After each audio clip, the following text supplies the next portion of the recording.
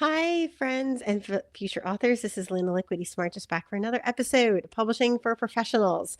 So, again, we're changing the name of the podcast from Write, Edit, and Publish to Publishing for Professionals. So, whether you're listening to this on audio or you're watching this on the YouTube channel, it is the same podcast. We're just changing the name, doing a little bit of rebranding. I realized that Publishing for Professionals was a little bit more focused topic and definitely more better described the topic at hand. Okay, so today we're going to talk about understanding your book's niche. And we're going to talk a little bit about what is a niche first before we talk about what, understanding what your book niche is. So, first of all, whether you're writing for nonfiction or fiction, okay, you need to understand your niche because it's discovering your book's superpower. Think of a niche as your book's special corner of the literary world, where your unique perspective meets your ideal reader's specific interests. So your key elements for your niche are going to be your target audience definition. Okay, who are you speaking to? You can even name the person. Like you can say, hey, this person is Michelle. She's a 40-year-old mom of two teenagers who has a parents that she's taking care of. Okay, so be as specific as you can.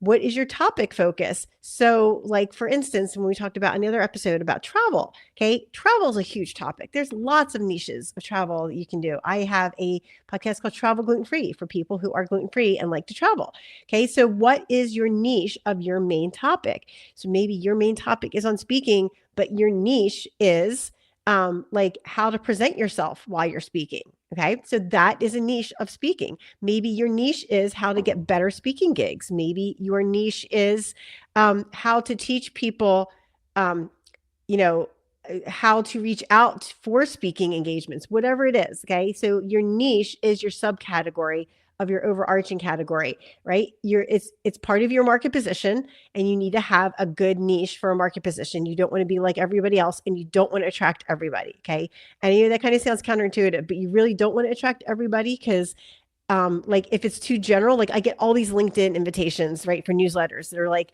you know, something to the effect of like, passion for business. Okay, that means literally nothing to me. I have a passion for my business. Why would I join your newsletter to find out right? So you can't name it some just willy-nilly kind of general topic. Okay, so that's another reason why I niche down. My podcast was niche down, but the title didn't mate with it. Okay, so no matter what you're creating, podcasts, books, especially, it needs to have a niche. So specifically, right, just using this podcast as an example, this podcast is not for people who are just publishing as a hobby or you just want to publish a book because it's on a bucket list item. Okay, yes, publishing a book might be a bucket list item for you, but the reason you're publishing a book is because you're a professional and you want a book to be your calling card, basically. And that's why you're listening to this podcast. Okay.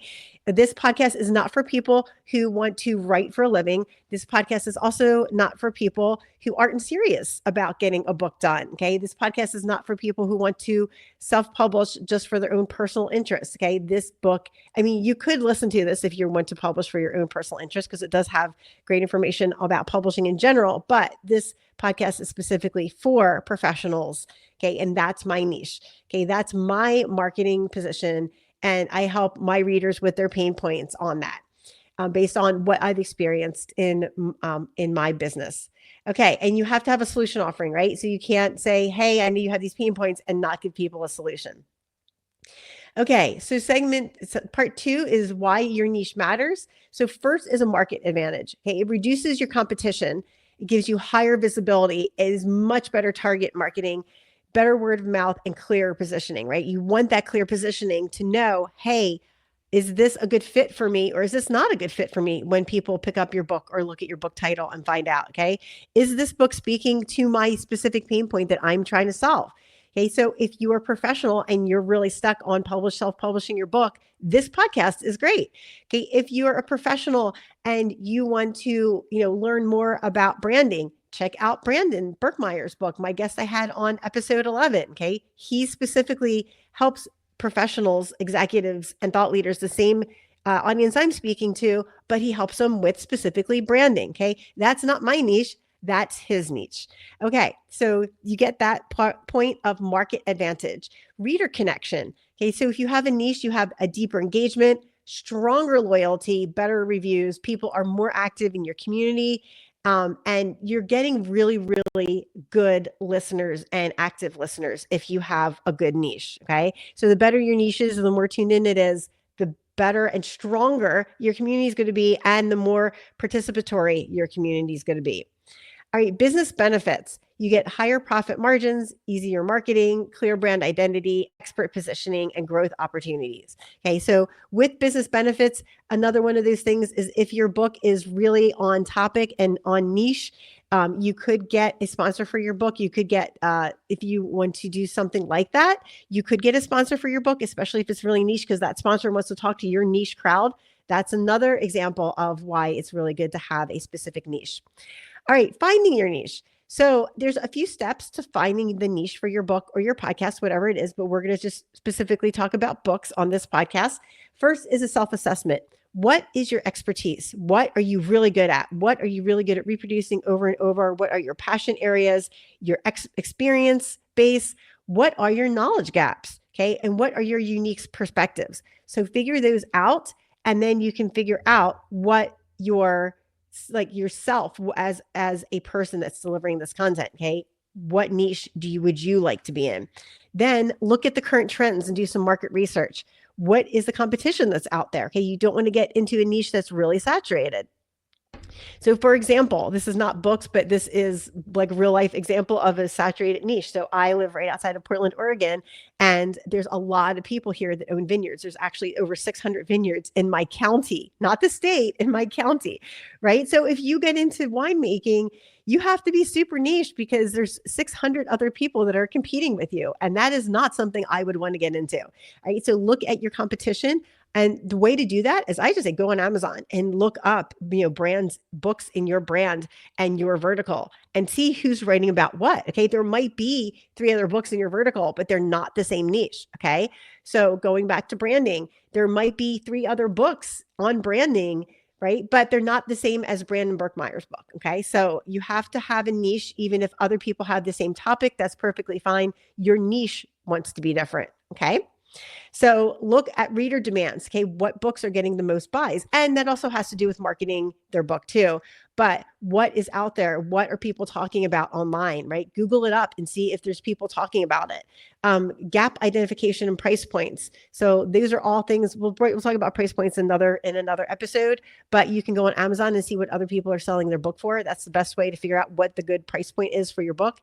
Validation process. Okay, so test some concepts. Maybe you put out some articles on your blog or Substack or Medium. Okay, see how much readership they get. That's one of the things I'm doing right now. I have a Substack, Unicorn Publishing Company. So you can go on Substack and find me there and subscribe. I've got a Unicorn Ghostwriter Substack article series that I'm posting on there to see what gets the most views, right? And it's funny because a lot of times I'll write an article and be like, wow, this is a great article. And then I'll post it and it won't get that many views. And then I'll write an article and be like, whatever, throw it on there. And it gets like 500 views. Like you just never know, right? And every platform is different. Like LinkedIn is different from Substack. I mean, I could post the same article on Substack and LinkedIn and get 2 completely different responses. It's really crazy. So unless you are banking everything on one platform, which I never recommend anybody to do, at least have 2 or 3 that you're working with that work for your niche, right? So for example, if you're in travel, Instagram is a great niche because it's picture related, right? If you're in say you're into like anything that's picture related, Instagram is really great. If you're into discussion things, Threads is a really great platform to be on. If you're into anything that has timely topics on it that make good articles, Substack is fabulous to be on. So it just depends on where you're at. If you're a B2B, LinkedIn is a really great platform to be on and be posting articles. Okay. So again, just go on those platforms and test out your articles and see what's working and what isn't. And you can use that content, that market research to build your book. All right. So we're going to take a quick break here. When we come back, we're going to talk about common niche mistakes and leveraging your niche to maximizing your impact.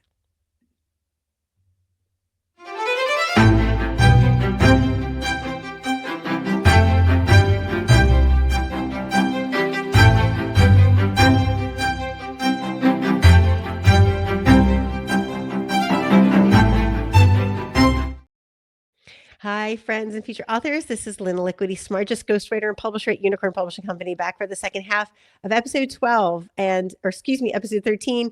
And today we're talking about your book's niche. So the first half, we talked about how to find a niche, how to identify it, how to figure out some market trends and data points. So the last half, we're going to talk about common niche mistakes and some pitfalls to avoid, also leveraging your niche. So common mistakes, right? Too broad of a focus. So like I said, with that travel example, right? So you can't just say travel. That's way too broad, right? Or even like traveling to Europe. That's still too broad, even though that is niche, right? So maybe it is cruising, how to cruise to Europe on your next vacation.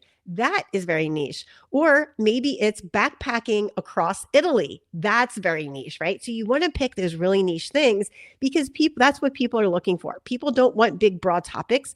People are like, oh, I'm going to go backpack across Italy. I'm going to go find a book that's backpacking across Italy, right? They don't want the general travel book. That's not really going to help them backpack across Italy.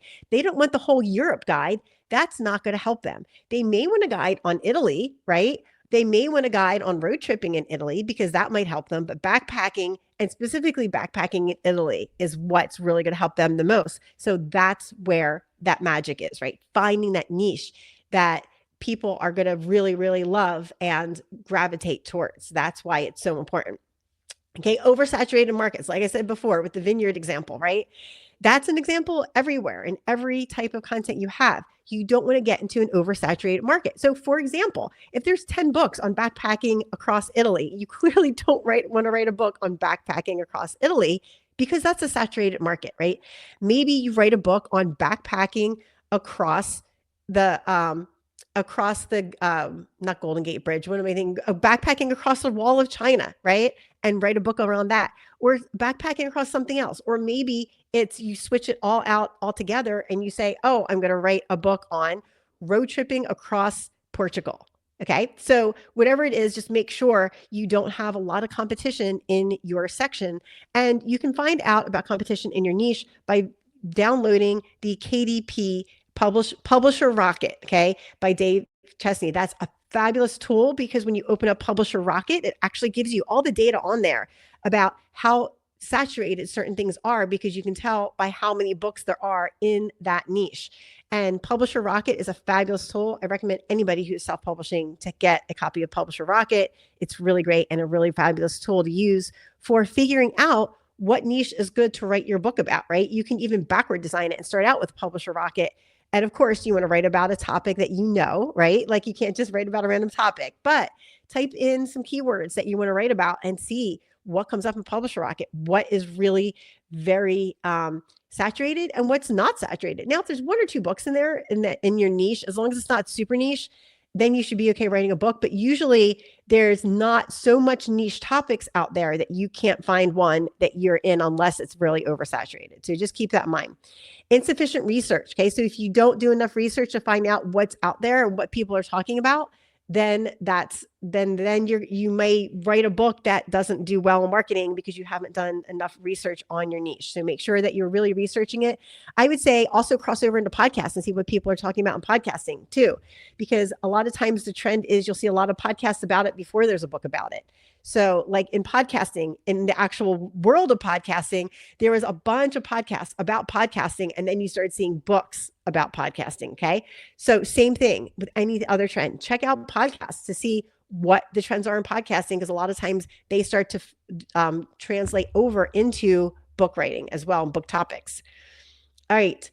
Make sure you have a passion for what you're doing. That's always a good idea. Okay. So a lot of times people don't have a passion and they say like, oh, I want to get into podcasting, like, because I heard it makes a lot of money. Well, podcasting doesn't make a lot of money, just podcasting in and of itself, but it does if you are passionate about what you do and you're using it for a specific purpose. Okay. So for example, okay, obviously this podcast is to promote my business, Unicorn Publishing Company, and as a ghostwriter. Okay. So that's the purpose of this podcast. So then it has a purpose and I have a passion for it because I love writing and I love teaching other people how to write their books.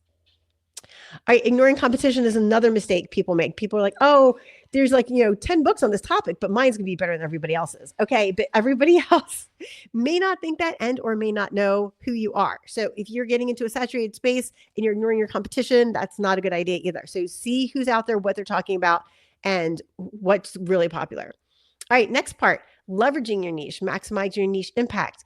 You want to build authority, okay? So make sure that your chapters and when you're writing content about your book is very focused and very specific. Don't write big general things, right? Write really small focused topics, especially on your social media. You can create supplementary content like a checklist, or you can create a oh my gosh, what else can you create? There's lots of different supplementary things you can create besides a checklist. You can do a checklist, you can do a calendar, you can do whatever it is. And I always recommend people to offer this freebie in the front of their book. Maybe it's a little audio course, right? And it doesn't have to be something super difficult and really lengthy, just really easy to drop people once they buy your book. And what you can do is say, hey, if you buy my book, send me a receipt through my website, and I will send you this free complimentary, whatever it is, right? Or you can make a landing page that says, hey, attach your receipt here. And if you attach your receipt that shows that you bought this book, then I will send you my free, whatever it is. Okay. And then you also collect their email address, which is great for email marketing. Okay. Developing community. That's one of the things that I'm going to be doing, which I'm going to be mentioning at the end of this episode to help build buzz around your books too. Expand strategically, okay, and monitor the trends. So one of the things I often get myself into is I like to take on too much at once. So think about what's my next step, okay, and how do I implement that? Implement that next step. Try it for 3 to 6 months, see if it works. If it doesn't, then you can drop it and try another thing, right? But don't overload yourself with too many things. Think strategically, like think backward design. Okay, where are my people? What are my people going to like? Okay, what is my next step to do to make that happen? All right. Okay, my friends, I hope this has been really helpful in helping you with understanding your book's niche. This is part 1, and next week we're going to have part 2. We're going to talk about understanding market research basics and online research methods. Okay, so this is understanding your book's niche. Next week is understanding how to research your niche market effectively. All right. So I hope you had an enjoyable episode listen today, whether you're on YouTube or you're on audio. And remember, before we wrap up today's episode, I want to invite you to join our Magical Circle of Writers in our Publishing for Professionals community. This is coming up. It's not published just yet. It's not up. But if you're a professional and you're on the journey to becoming a published author, which you most likely are if you're listening to this podcast, this is a free community and is your creative sanctuary to connect with fellow writers who understand your publishing dreams, to get invaluable self-publishing support and access to our treasure trove of self-publishing videos. It's like having a supportive writing family right at your fingertips. So make sure to hit the subscribe or follow button wherever you're listening or watching to my podcast, so you'll be the first to find out when my new community opens. The first 100 community members are going to get a special gift. So make sure you are following or subscribing this to get that special gift and to sign up for the community. Until next week, this is Linda Liquidy reminding you to keep writing, keep dreaming, and keep creating. Your book is waiting to be born.